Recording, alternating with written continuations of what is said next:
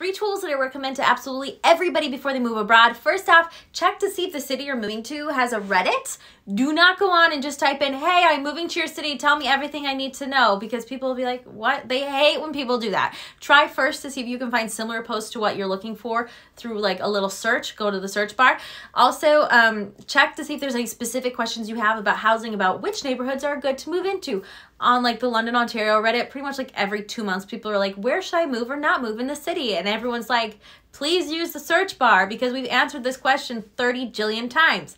So it's a really good resource if you have questions that haven't been asked a million times, or maybe the answer is evolved. People love helping other people that are moving to their city or that are new to the city.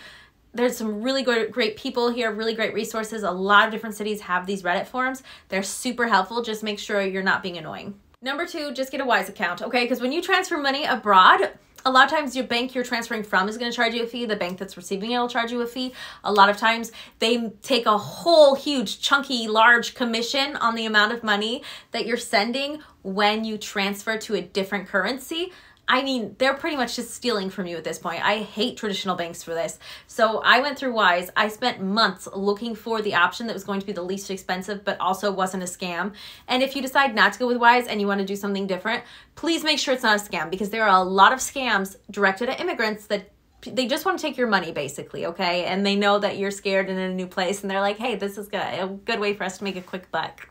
Wise is also great because you can have an international bank account.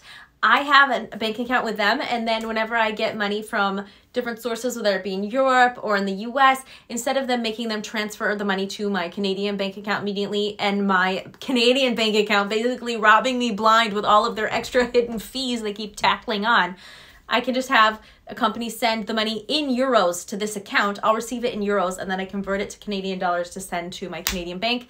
Saves me a ton of money. I do have like one of those refer a friend links that's in my link tree. I'm not sure what the current welcome offer is if you use that link, but I do believe it's better than if you just sign up without a link if you're interested. But again, you don't have to use that.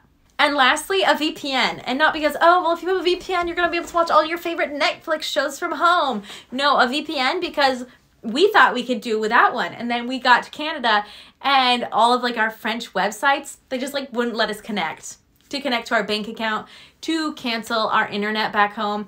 When we were in France and we wanted to cancel the internet, they're like, no, we have to have proof that you moved to a different country before we're gonna let you cancel. And so you have to get to the other country, get your address, and then we'll let you cancel. So we're still paying for this internet, okay? Oh, Barney wants to come in. And then when we got to Canada, we've got all the info, let's like go and cancel that account. And they were like, no, because this is coming from a Canadian IP address, you can't log in. Thank goodness for VPN.